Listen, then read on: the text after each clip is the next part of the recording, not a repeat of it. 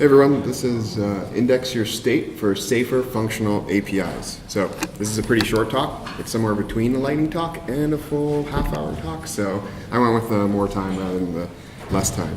It's also important, and so I'm just showing you one important thing. Someone said I should also have called my talk "One Weird Trick for Functional Programmers That Will Make Them Hate You."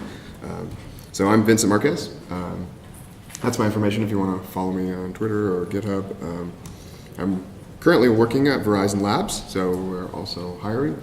If you're interested in doing Scala and functional programming for money, come chat with me afterwards, and we'll talk more about that. So you guys probably saw a lot about the state monad today. And maybe some of you have used it before, or maybe you want to go use it. And you're going to just decide to make a state of int and string one day. And you're going to be programming along with it, and you're going to ascribe it a type incorrectly, or assign it to something that's not quite a state. And you get this weird compile message that says scalas.state int string, which expands to scalas.index state t, scalas.id int string does not equal to whatever you made a mistake with. And you're like, that's a weird error. I thought I just wanted this state. Why did it give me that weird thing? So being good programmers, we're going to want to find out more, curious programmers. So let's look at the definition of state. So this is taken from Scala. Okay, state t ID. Okay, well that doesn't help us. So we got to go look at the definition of state t. State t, f of s of a equals index state t of f of s a. All right, that's weird. Okay, so now we got to go look at the definition of indexed state t. So let's look at the source of that. Oh my God. Right? I mean, like, what kind of monsters write that kind of code? They could be here in this room, possibly. But why do you want that? Like, why do you need that crazy signature of here and all this stuff going on? Well, there's actually a really good reason. And if you're not using that second type parameter, you're probably not using state as optimally as you could. So first we're going to go over some basics of state. So what's the state monad? I took a quote from Learn You a Haskell for Great Good. A stateful computation is a function that takes some state and returns a value along with a new state. And the function would have the following type: A and gives you a tuple of A and B. So what's my explanation of state? It's just a wrapper around a computation that takes an input state and gives you a tuple output state and a B. So I'm going to write my simple state. Now, if you're kind of new to this, you don't really care how it's implemented, but if you are curious, I'm going to just spend a minute walking through how it actually works on the flat map. Once you have flat map and we have a constructor that's unit, we can derive our map, and now we have a monad. So flat map. You take a new computation that takes a b, which is the return value over f, and that gives us a new simple state, a of c, with a new type. How do we construct that? Well, we just make a new simple state. That's what we're returning. We're returning a new simple state and taking the a input, the original state, and feeding that into our original function f, which is going to return our tuple, and we're going to get a tuple back of the state and the return value, and now we put the state into, or the return value into the fc. We get that computation, which is f, and we feed in the state. So this is just threading a state through. It's just doing some magic for us of passing the state, so we don't have to pull out a state and then pass it in automatically whenever we want to compose these things. So that's kind of the whole thing. So why do we want to do this? Here's the simple example. We want some computation, and we also want to be doing something in addition to just mapping over the values of the computation. So my count state is adding 1 to our state. I compose it with for comprehension. I'm yielding my uppercase, string concatenation. But it's gonna count whatever the initial state is. If we put 0, it's gonna go to 2. If we do this a bunch of times, it'll count for us. So Simple example of why we want state. So what's state T? It's really pretty much the same thing, except your return value is a f, some kind of context of your tuple. So what does that mean? That means instead of your f returning just the tuple, it returns like an option, or it could be a future, or it could be an either, or any other monad really. So this is just going to give us a little bit more machinery to be able to map over that computation. Looks very similar.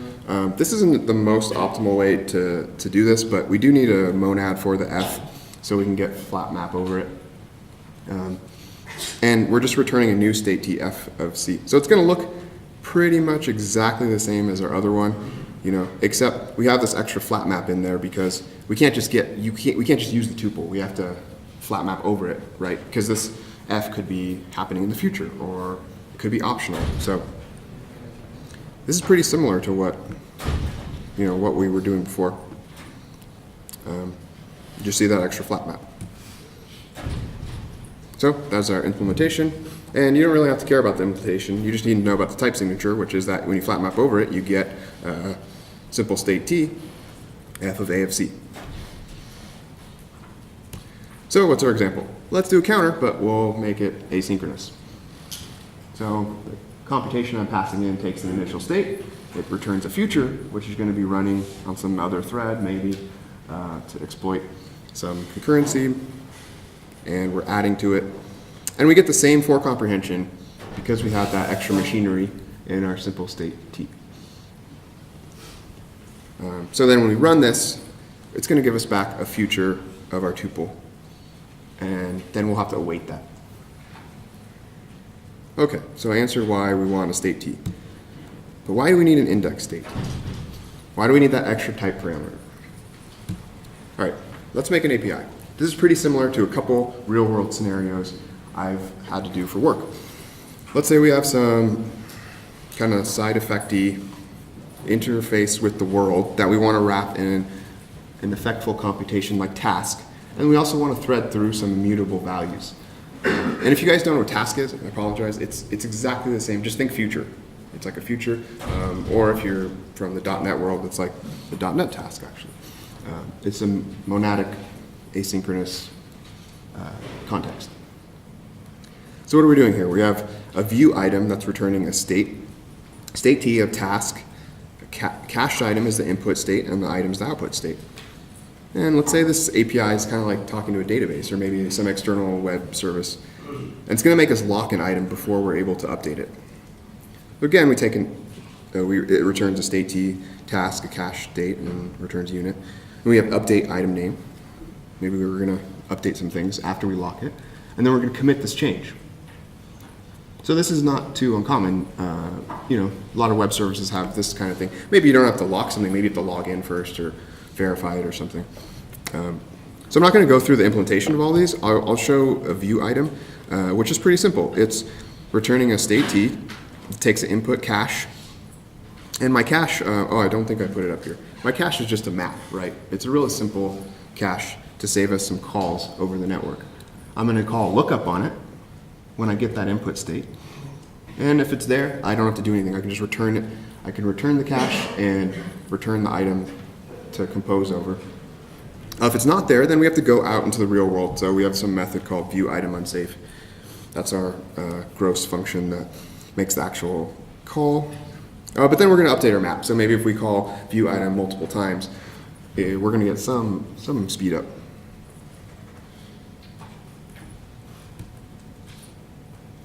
Here's how you'd use RPM.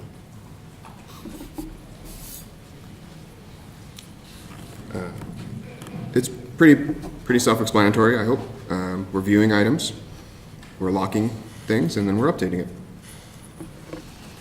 All right, so this is not a terrible API. We get some safety because of task. We get some caching, and it's immutable. We're not mutating anything. We're updating our cache as we go. Cool, we have an API. So what's the problem?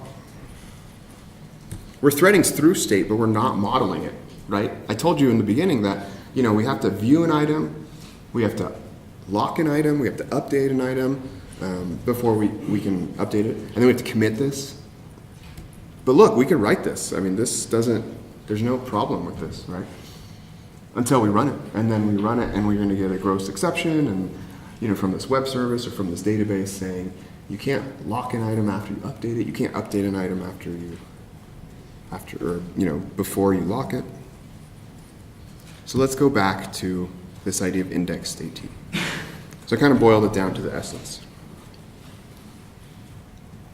So right now, instead of the original state, which is just a wrapper around a function, remember, that returns a tuple, look at the types. We have an extra type. We have a starting state and an ending state. So A and a B and a C. What this means is our function takes an input starting state, which is A, and then it returns the tuple of the new state. But the new state is a different type, and that is important. So how does it look flat map-wise? Flat map now is two parameters, D and E. So just like our other simple state, where we're going to have a function that takes in the context we're over C, and then we're going to get an f of B of D of E. So notice that the starting state for the function we pass in that we're returning is different than the starting state that our structure is wrapping. But look at the return type. This pretty much says all you need to know. The return type is the starting state of what we are and the ending state of what our FC returns, right? So I mean, you can see how this actually works. It's literally the same as my other one. It's just the types that are different.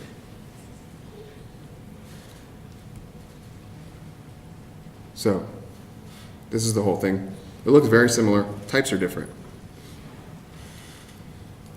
So what can we do with this? Let's model more states. Here, our original cache state, which I should have shown you before, but now you see it. It just wraps a map. And we have a lock state, which extends cache state. And we have an update state. So now we're actually modeling state changes through our API. So I'm exposing this idea that a view item doesn't do anything to the world, so it's just going to take an input cache state, and it's going to return this new cache state, just like we saw in our old implementation, exactly the same. It's just going to add to the cache. Here's lock state is where we get interesting. It takes an input cache state and then returns a lock state. Our update items name takes a lock state and returns an update state. And then our commit change takes an update state and returns a cache state. So, guess what? Now, this has an error. At the compile time, we're able to detect when we make incorrect state changes before we run the program, because we've forbidden that type from this two states being able to compose.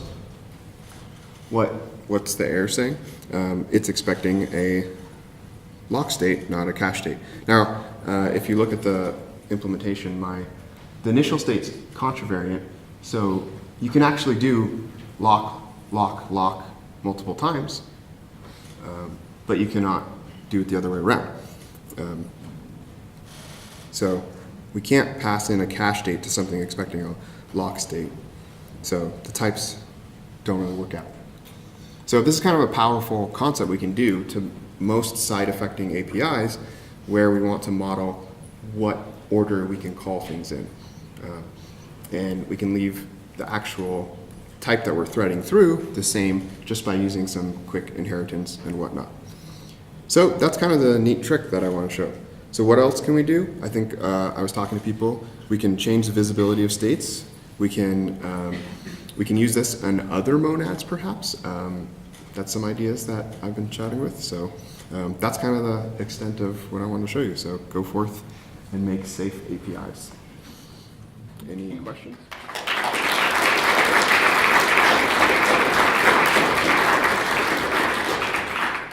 So I'm not sure how we can, I'm confused how we can define the monad instance first, because there's multiple parameters to flatten up, so it's not the same signature as the type class. So you can define a monad instance for it. It's because we can capture the initial, like we can capture it when we make it on the fly. Okay. And then we can have a bind delegate to it. So we can capture the variable for that. And that bind will propagate the state type check. Yeah. Okay. So I don't think it's a monad in Haskell, but it works in Scala. Okay. So any other questions? Yeah. I guess I wonder about applying this to inside state like a, which is representing whether file names open or close. Yeah. Yeah, that's the original, like, that's kind of where I got the idea from it. Oleg has a paper called Monadic Regions. And literally that's his example is you want to model state changes between open files, writing to files, closing files. So that was exactly the code he used. So that's kind of where I took this idea. So any other questions? Yeah. I have a question that's semi-related to your talk, but I'm curious why in Scala Z the choice was made to define like maybe and then the disjunction, and then define separately monad transformers for that, whereas for state it's only the state T that was defined, and then you use the ID monad in order to just. It seems using the ID monad is much less boilerplate, but I'm curious why that was. I think one reason is just because it's confusing. I think we get a lot of complaints about why a state is using over the ID monad. I think people didn't want that. There may be other reasons, but that's a fair question. I don't know. Yeah, talk to us after, or maybe. Yeah, one of the reasons would be maybe performance. If you want to optimize one over the other. That's true. So, any other questions? All right. Thanks, guys.